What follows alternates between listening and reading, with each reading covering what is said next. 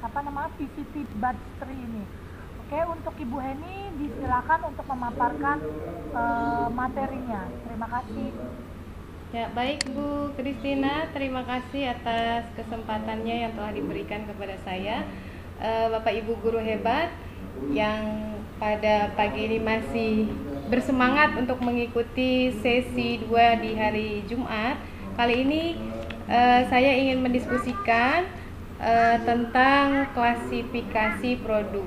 Ini adalah pelajaran di jurusan pemasaran.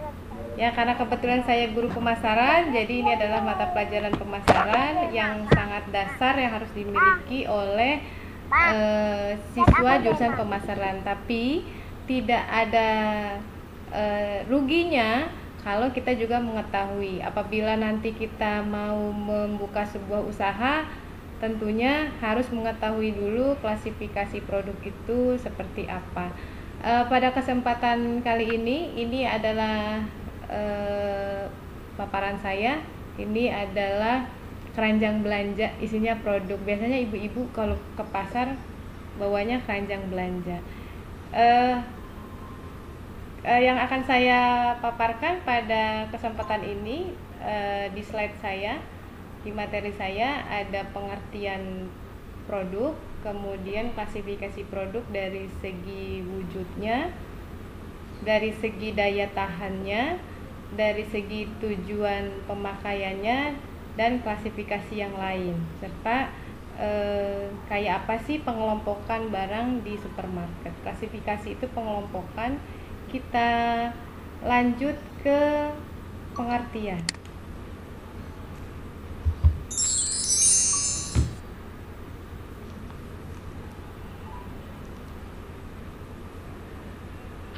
Apa itu produk? Pengertian produk kalau menurut pemasaran ya, pengertiannya kita mengacunya ke Philip Kotler, seperti waktu sesi ke sekian ya, waktu 2 hari yang lalu kalau tidak salah Ibu Meita juga menjelaskan tentang pemasaran. Kita acuannya Philip Kotler. Di sini produk adalah setiap apa saja yang bisa dipasarkan, ya, baik itu berwujud, tidak berwujud, semua yang bisa dijual, bisa dipasarkan, bisa berguna untuk orang lain dan untuk kita. Tujuannya untuk mendapatkan perhatian, untuk dipakai, untuk dikonsumsi ya, sesuai dengan keinginan atau kebutuhan kita. Keinginan sama kebutuhan tentunya beda ya. Nah, produk bisa sesuai dengan keinginan, bisa juga sesuai dengan kebutuhan. Keinginan, kebutuhan kita makan karena kita lapar, keinginannya maunya makan apa, itu tergantung dari kita. Kemudian menurut William J. Stanton, produk adalah sekumpulan atribut yang berwujud ataupun tidak berwujud, yang termasuk di dalamnya ada warnanya, ada harganya, ada namanya, baik yang dijual di toko ya, dan pelayanan pabrik, serta pengecer atau retail yang diterima oleh pembeli guna memuaskan kebutuhan dan keinginannya. Lagi-lagi bicaranya tentang kebutuhan dan keinginan. Orang sekarang itu lebih banyak memenuhi keinginannya daripada kebutuhannya. Nah, kalau kita ingin membuka usaha, berarti kita juga harus melihat apa sih sebetulnya yang lagi tren diinginkan oleh masyarakat. Seperti itu. Mungkin ada yang punya cita-cita untuk menjadi pengusaha nantinya, seperti saya juga, tapi belum terkabul sampai sekarang ya. Bisa melihat atau melirik, mengamati keinginan dan kebutuhan dari masyarakat sekitar kita. Lanjut. Ya. Produk dari segi wujudnya, dari segi ada atau tidaknya, dibagi menjadi 2. Ada barang dan ada jasa. Barang adalah setiap benda yang berwujud. Dia berwujud, dapat bergerak atau tidak bergerak, dapat dilihat, dapat dipegang. Intinya barang ini adalah produk yang nyata, yang ada wujudnya. Sementara jasa adalah produk yang tidak berwujud, kebalikan dari barang, dan biasanya tidak terpisahkan. Tidak terpisahkan dari apa? Dari produksi dan konsumsi. Jadi kalau jasa produksinya harus pada saat dikonsumsi. Kalau barang itu diproduksi dulu baru dikonsumsi. Ya, misalkan jasa potong rambut misalnya, pada saat dikonsumsi ya dipotong rambutnya, kita harus pada saat itu juga diproduksi gitu. Jadi bareng, biasanya seperti itu. Oke, sudah cukup jelas pasti Bapak Ibu. Kita lanjut ke daya tahan. Berdasarkan daya tahannya barang, kita saat ini membahas barang. Barang itu dibagi menjadi dua menurut daya tahannya. Ada barang tahan lama dan barang tidak tahan lama. Barang tahan lama biasa disebut durable goods atau barang tidak tahan lama, non durable goods. Barang tahan lama adalah barang yang bisa dipakai berkali-kali. Jangka waktunya cukup lama, bisa sampai 1 tahun, 2 tahun. Ya, intinya bisa dipakai berkali-kali. Sedangkan barang tidak tahan lama itu hanya bisa dipakai 1 atau beberapa kali dan langsung habis. Jadi ada masa expirednya yang cukup pendek waktunya. Contohnya kalau barang tahan lama, misalkan pakaian atau produk elektronik, komputer, misalnya AC, kulkas dan sebagainya. Sementara barang tidak tahan lama, contohnya misalkan makanan, buah-buahan, mungkin di benak kita barang tahan lama, oh berarti sekali makan, sekali pakai, hanya seputar makanan. Ternyata non food atau barang yang bukan dikonsumsi pun ada yang termasuk barang tidak tahan lama. Misalnya sabun hanya berapa kali pakai, jadi tidak waktunya tidak sampai bulanan atau tahunan, sekali dikonsumsi seperti itu. Dan kalau kita mau buka, kembali lagi ke jika kita ingin membuka sebuah usaha, ketika kita harus mengetahui apakah kita mau jual barang tahan lama atau tidak tahan lama. Biasanya kalau barang tahan lama itu kita bisa dapat keuntungan profit yang lebih banyak, dan kelebihannya dia awet. Hanya tentunya karena bisa bertahan lama, bisa dikonsumsi berkali-kali, maka yang beli pun cenderung lebih sedikit. Sementara kalau kita ingin punya usaha yang banyak pembelinya, berarti kita harusnya menjual barang tidak tahan lama. Misalnya convenience good ya, nanti di selanjutnya ada. Misalnya kita menjual makanan, minuman, atau barang-barang kelontong yang memang sehari-hari dipakai, sehingga yang beli pun banyak. Tapi kelemahannya tentunya mengambil marginnya, mengambil keuntungannya tidak boleh terlalu banyak, karena pesaingnya tentu orang akan mencari yang lebih murah. Seperti itu. Next, lanjut ke tujuan pemakaian.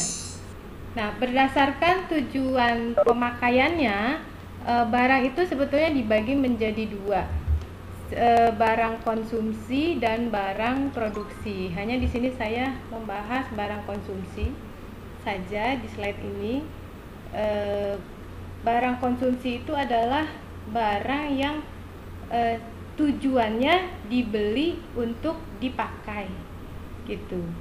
Kita membeli barang itu untuk dipakai. Sementara kalau barang produksi, tujuannya dibeli untuk diproduksi lagi, untuk diolah kembali. Nah, barang konsumsi bisa juga menjadi barang produksi, walau itemnya sama. Misalnya ini ada telur, gambar telur kelihatan ya. Oke, misalnya telur itu bisa jadi barang konsumsi, bisa juga menjadi barang produksi. Jadi saya hanya membahas dulu barang konsumsi karena sebetulnya ini saling berkaitan.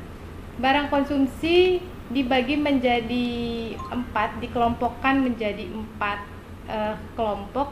Yang pertama adalah convenience good atau barang kebutuhan sehari-hari. Biasanya ini barang yang banyak dicari, setiap hari ada aja orang yang nyari. Jadi kalau kita membuka retail ya atau usaha barang kebutuhan sehari-hari, pasti banyak yang beli karena memang barang yang dibutuhkan. Contohnya apa? Saya di sini memberikan contoh telur misalkan. Selain telur banyak, ada beras, kemudian termasuk sabun, buah-buahan, semua yang dibutuhkan biasanya belanja bulanan. Nah, itu namanya convenience good. Harus ada, harus tersedia, beli di mana aja, yang penting ada. Ya, termasuk perlengkapan kebersihan kayak untuk ngepel misalkan. Seperti itu. Kemudian yang kedua ada shopping goods. Shopping goods itu saya ambil contoh apa nih? Pakaian ya. Shopping goods adalah barang yang dibeli kalau kita belinya dengan banyak pertimbangan. Lihat dulu deh ke sana ke sini, biasanya apalagi ibu-ibu ya, saya berarti ya. Kalau jalan ke mall keliling nyari baju, ini nggak cocok, itu nggak cocok misalkan. Jadi banyak pertimbangan. Apa saja shopping goods? Misalnya berkaitan dengan fashion. Fashion itu bisa baju, bisa juga sepatu, tas. Biasanya untuk beli kita dengan merek tertentu atau di toko tertentu, tidak sembarangan. Ya udah yang penting ada. Kalau telur, kita butuh telur, kita bisa beli di pasar, bisa juga beli di mall, retail modern ya atau tradisional. Sementara kalau shopping goods biasanya kita lebih ke merek atau ke toko yang memang sudah kita percaya misalnya. Ya, karena banyak orang yang coba-coba tapi kecewa. Misalnya belanja online untuk produk shopping ternyata beda begitu datang barangnya. Ya, yang ketiga selanjutnya adalah specialty goods atau produk spesial. Produk spesial ini adalah produk yang atau barang yang tempat belinya atau mendapatkannya di tempat-tempat tertentu khusus gitu. Misalnya saya ambil contoh di sini mobil unik ya gitu. Biasanya mahal tapi tidak selalu yang mahal. Misalnya mobil mewah gitu ya, berlian, itu tidak semua toko di sini, paling beberapa toko saja yang menjual misalnya. Jadi agak lebih spesial, lebih khusus untuk mendapatkan produk ini. Atau bisa juga produk kesehatan misalnya. Produk kesehatan itu juga dicari hanya di toko-toko tertentu, tidak semua menjual seperti itu. Lanjut lagi, yang keempat adalah unsold good. Unsold good ini adalah barang yang tidak dicari. Saya bilang biasanya kita pengennya dikasih gitu. Apa contohnya? Di sini saya mencontohkan asuransi jiwa. Jarang orang yang mau mengasuransikan dirinya ke asuransi jiwa misalnya. Sekarang sudah ada BPJS. Tadinya juga susah itu masyarakat, makanya diwajibkan pemerintah dalam rangka ini ya, BPJS, tapi hanya untuk yang sakit yang diwajibkan. Ini asuransi jiwa ini jarang orang mau mengasuransikan dirinya.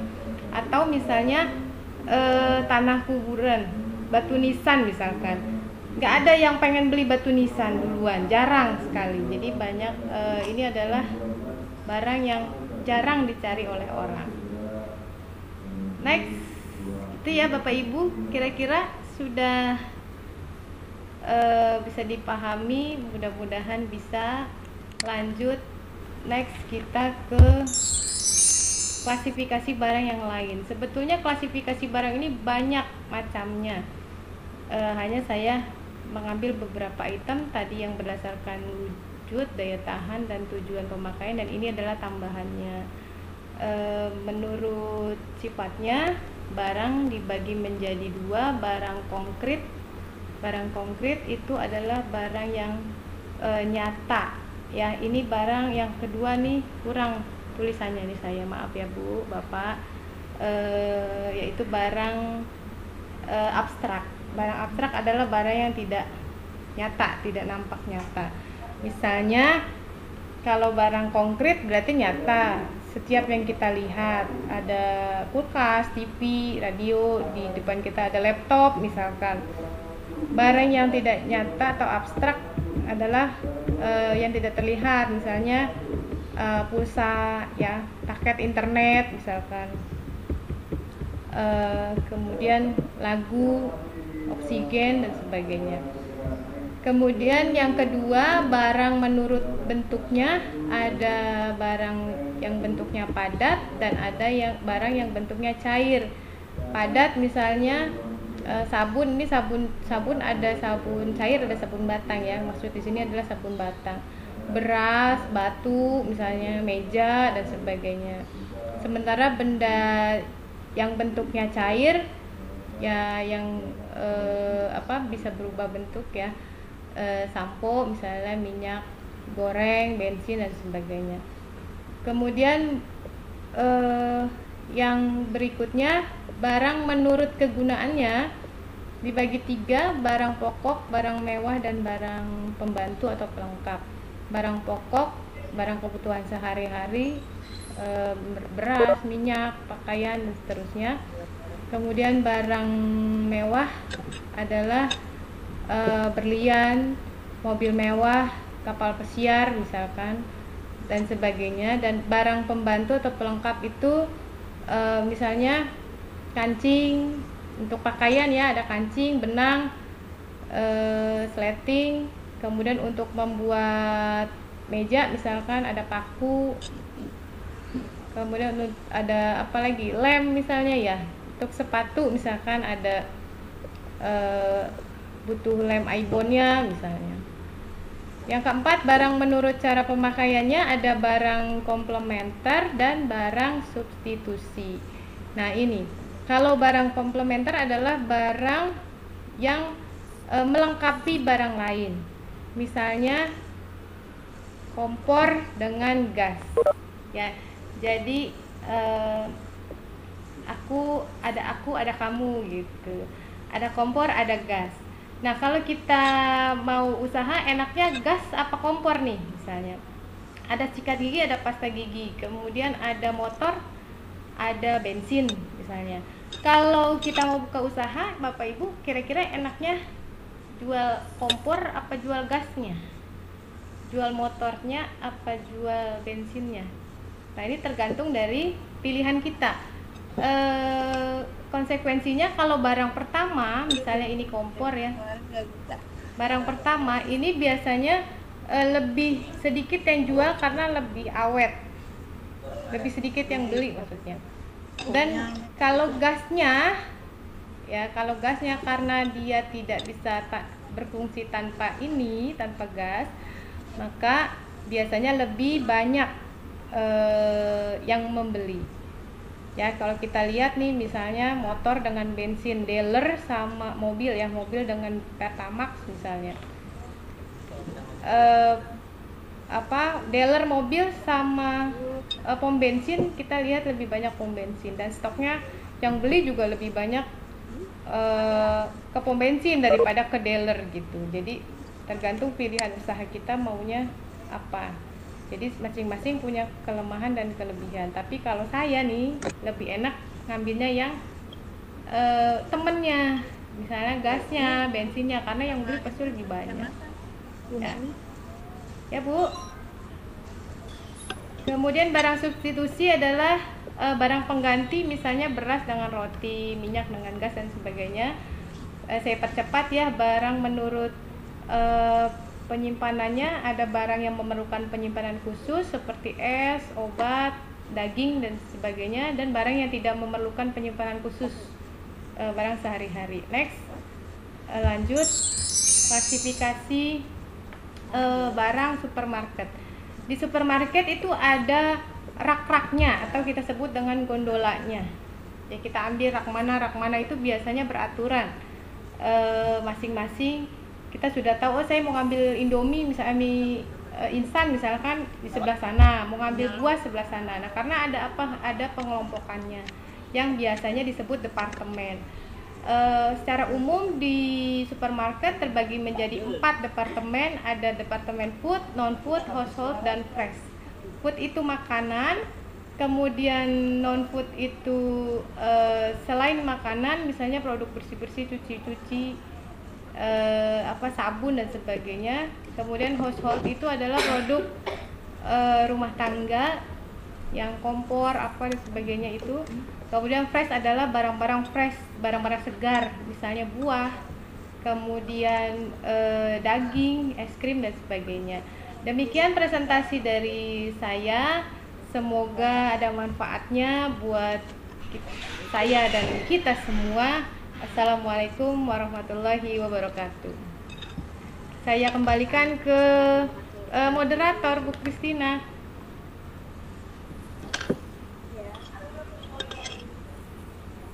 Bu Kristina?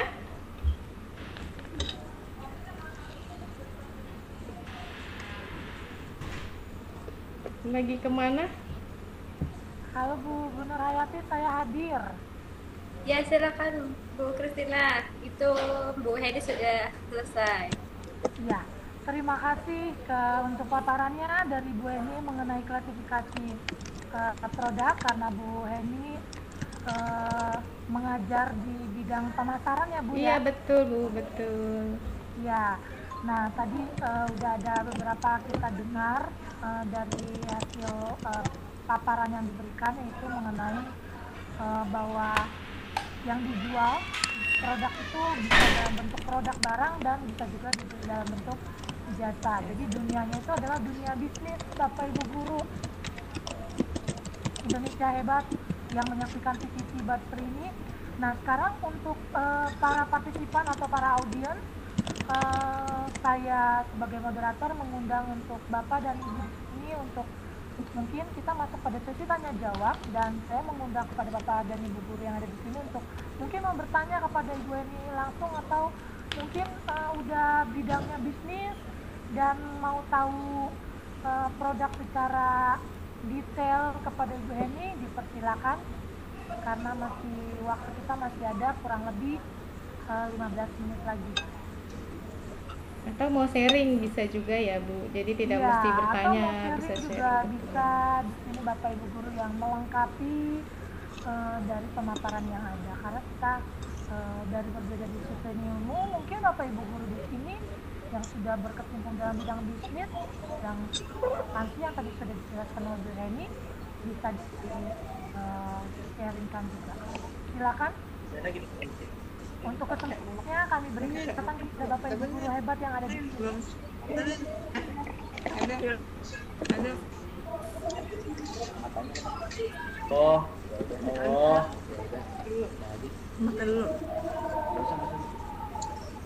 Halo. Ya, Bapak. Ya, boleh. Dengan Bapak siapa, mau bertanya atau mau menambahkan atau mau sharing ilmu, Pak?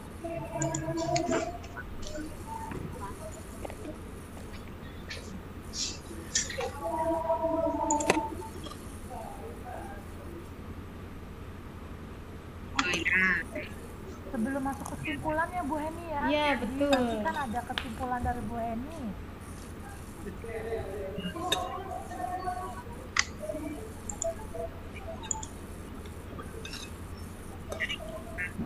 Kepada Bapak Ibu guru hebat yang ada di Indonesia, khususnya Jakarta 3, bagaimana, ada yang mau ditanyakan Halo, Dengan Bapak siapa, Bapak? Ismanto Bu, Dengan Bapak siapa, Pak?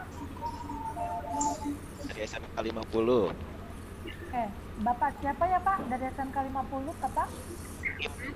IF. Oke, Bapak mau bertanya atau bagaimana? Dipersilakan, Pak. Ya, terima kasih Bu. Saya mau bertanya.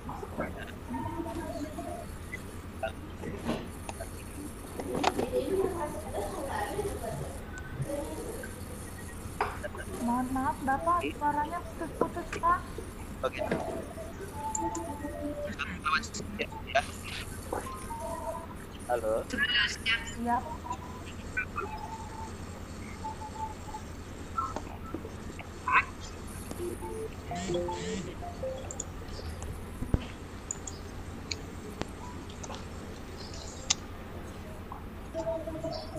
Bu, suara saya?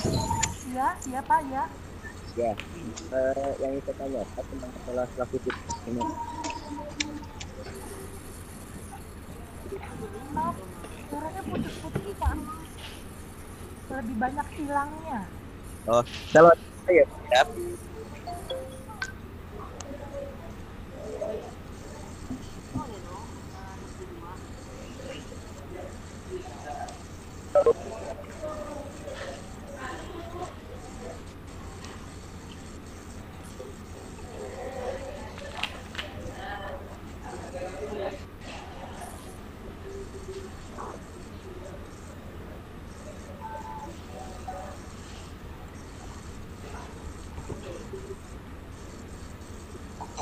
Ya,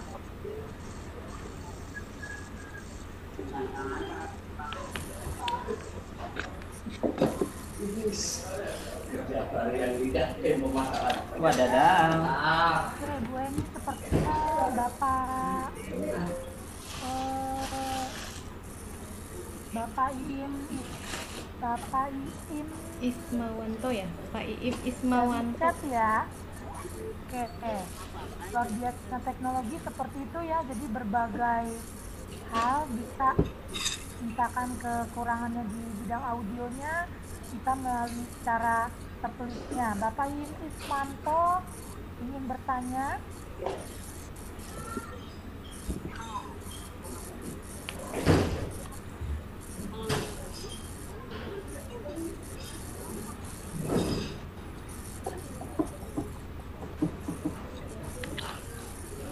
Oke, untuk pertanyaan dari Bapak Ismanto itu adalah untuk klasifikasi produk, apakah ada perlu penyimpanan khusus seperti itu? Untuk klasifikasi produk, ada yang perlu penyimpanan khusus atau enggak seperti itu? Karena seringkali kita menemukan bahwa minuman kaleng itu terkadang sudah berkarat seperti itu.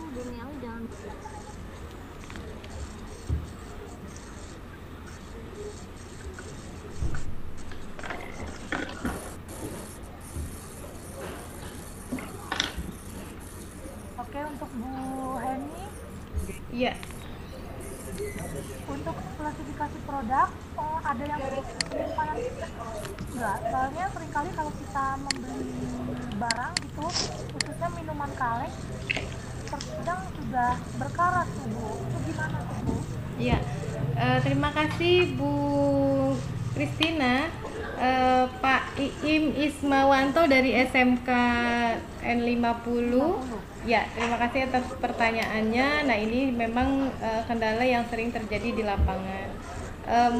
Sebetulnya menurut teorinya seperti itu ya, klasifikasi produk itu ini saya sudah tampilkan tadi, ada yang menurut cara penyimpanannya. Ada barang yang memerlukan penyimpanan khusus dan ada yang tidak memerlukan. Yang memerlukan misalnya es krim harus ada boxnya, obat gitu ya, termasuk misalnya minuman. Yakult dan sebagainya. Nah, untuk produk minuman kaleng itu sebetulnya kategorinya dia tidak memerlukan penyimpanan kalau tidak dimasukkan ke kulkas. Hanya konsumen itu kan lebih suka yang dingin biasanya, apalagi panas-panas, ke retail gitu ya, ke toko pengennya nyarinya minuman dingin. Ada nggak minuman dingin?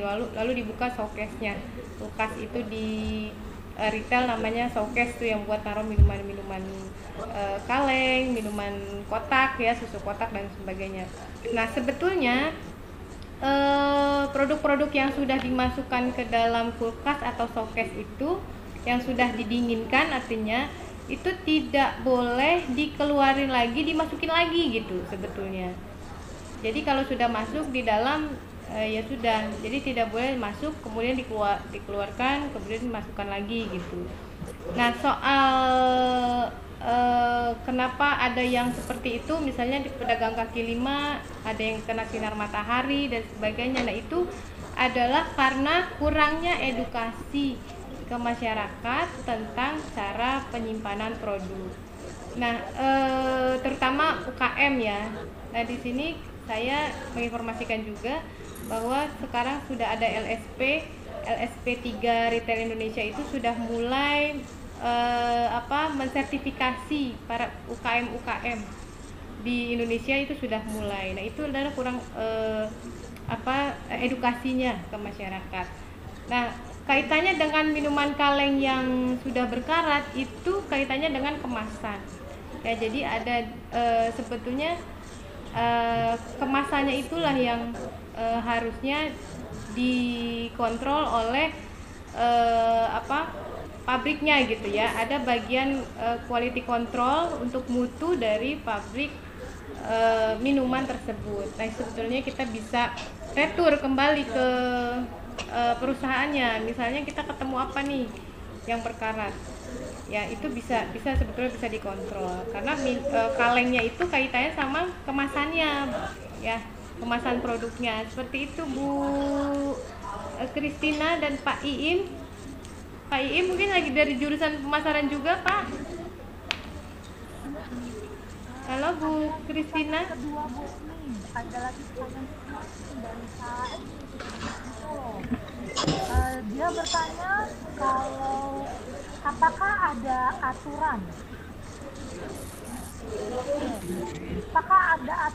yang mengharuskan penyusunan antara produk yang akan habis kadaluarsa dengan yang masih lama tanggal kadaluarsanya Bu, gimana tuh? Ya, ini dari saya ulangi kembali ya. Iya. Beliau bertanya bahwa apakah ada aturan yang mengharuskan penyusunan antara produk yang akan habis kadaluarsa dengan yang lama tanggal kadaluarsanya Bu? Ya. Bagaimana tuh? Dari Pak Iim juga ya? Bukan? Nah, Pak Iin. Oh iya. Oke. Ada nggak aturannya Bu? Ya. Aturan yang mengharuskan seperti itu? Ya, baik Bu Kristina, saya akan coba menjawabnya. Pak Iim, kalau untuk aturan memang ada. Kita kan ada, kalau produk itu ada penyimpanan barang. Penyimpanan barang itu ada sistemnya FIFO, misalkan ada sistemnya LIFO.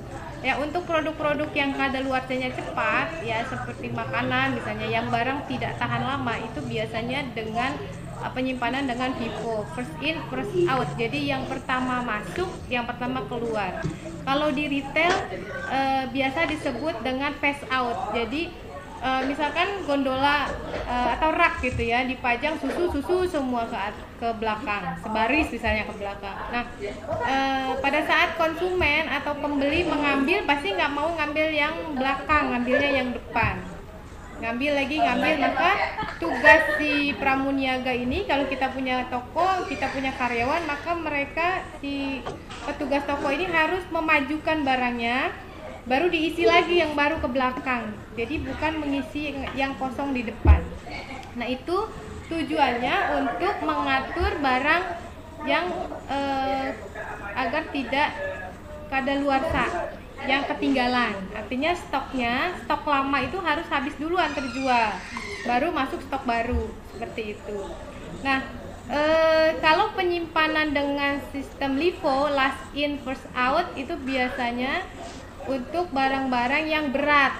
Ya, last in berarti yang terakhir masuk, terakhir keluar. Misalnya produk mebel yang dirakit-rakit misalnya. Kalau kita lihat di retail besar ya, di Carrefour, misalkan Giant gitu, itu ada tumpukan rak-rak yang belum disusun misalnya.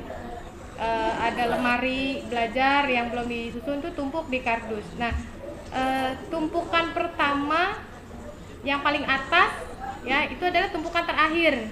Itu yang diambil duluan konsumen. Ketika habis maka tumpuk lagi gitu. Karena kita nggak mungkin ngambil yang belakang karena terlalu berat seperti itu. Tapi untuk yang khusus barang yang expired cepat itu ada aturannya, jadi harus disusun di depan seperti itu, Pak Iim. Terima kasih atas pertanyaannya. Jadi memang harus ada aturannya ya, karena karena tanggal KDPR itu memang diperhatikan bahwa sebagai layanan dalam yang menjual produk ya, karena ya konsumen Iya betul, dan petugas toko pun harus secara intens melihat barang kadaluarsa, terutama barang-barang yang slow moving, barang-barang yang tidak cepat lakunya. Itu biasanya mengedapnya lama, kita harus cek tuh tinggal berapa bulan lagi misalnya. Jangan sampai terlanjur kadaluarsa seperti itu.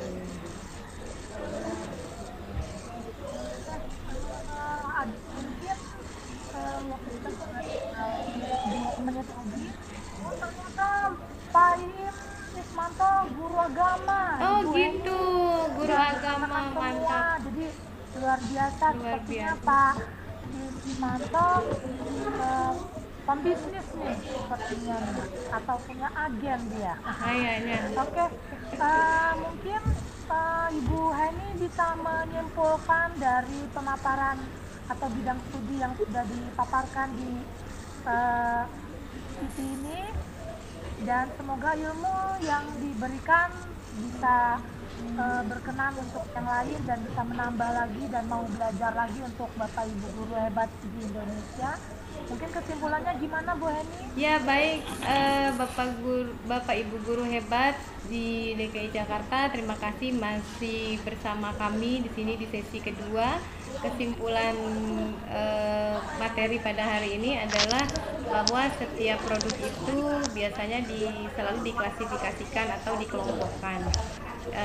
Dimanapun kita membuka usaha, pilihannya apa, kita tinggal mengambil kelompok barang mana yang akan kita jadikan bisnis kita misalnya ya.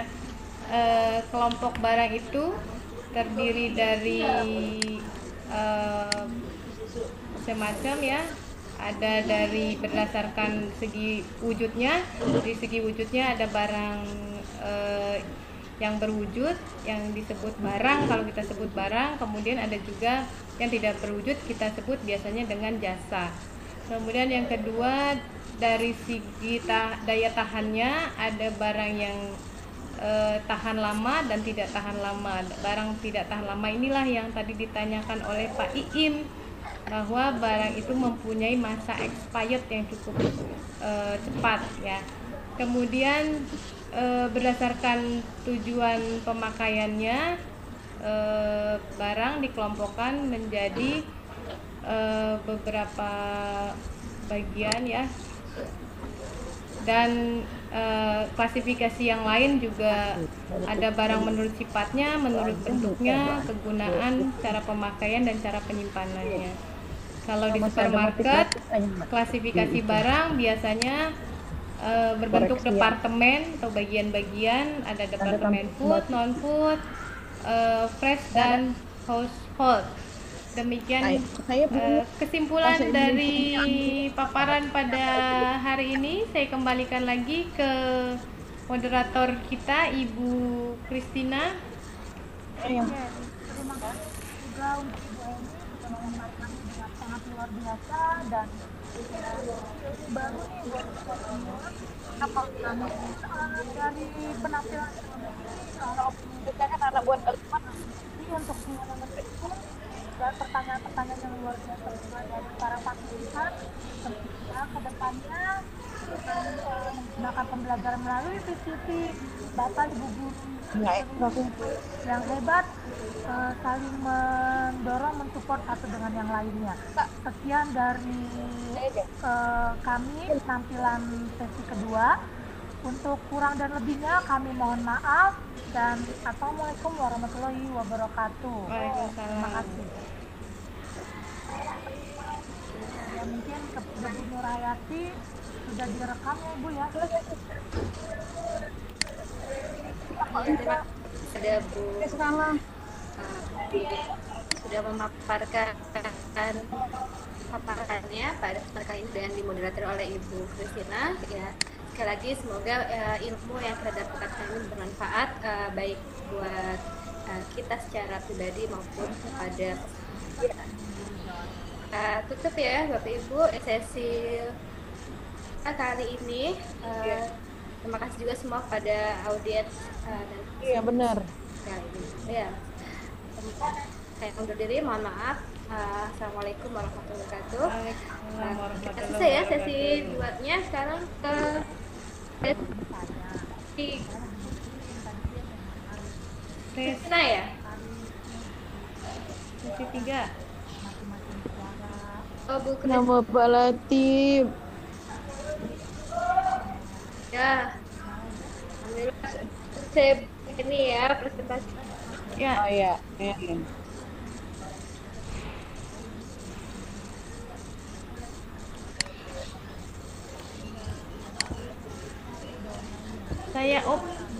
saya oper ya, berarti ya. Ke Bu Ya, host ya. ya. Enggak, saya oper ini ke Bu Uca nih. Bu Uca dulu yang oper hostnya kali. Nanti saya oper presenternya ke Bu Uca.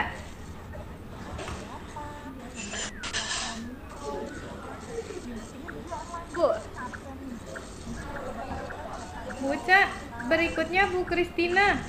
Bu Christina hostnya.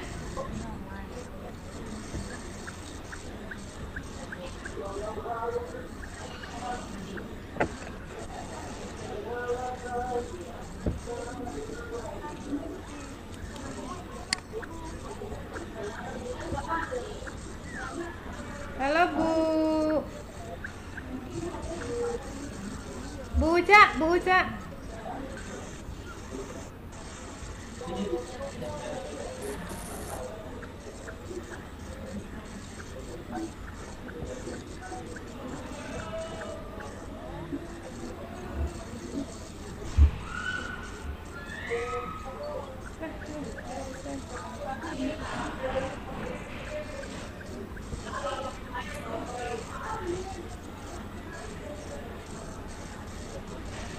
Absen belum edar ya?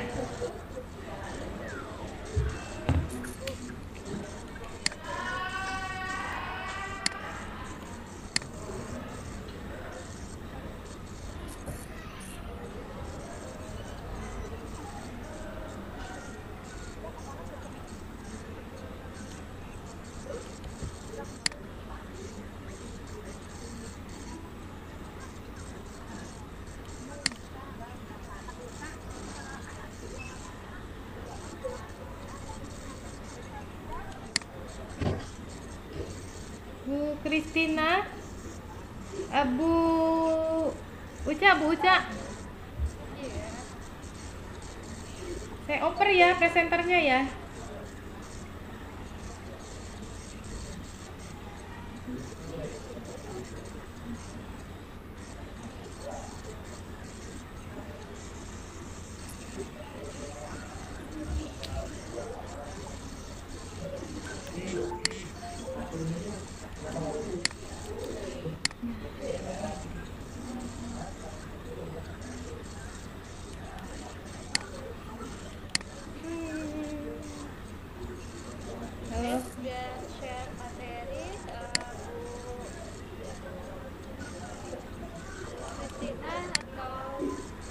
terlihat belum Bu materi saya Bu? Sudah. Sudah.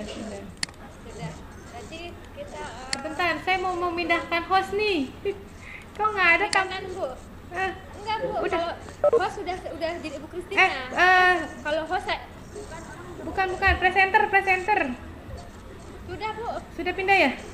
Oh ya udah. Oke. Ya, sekarang Bu Meta mana ya Bu Meta? Bu Meta moderator. Bu Kristina. Tapi kita masih lama Bu, jam 11 ya? Iya, mulainya jam sesi berikutnya.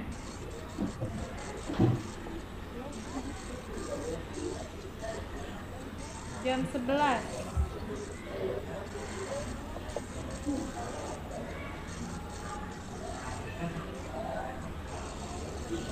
Instruktur bisa dimajukan jadwalnya mungkin karena ini hari Jumat.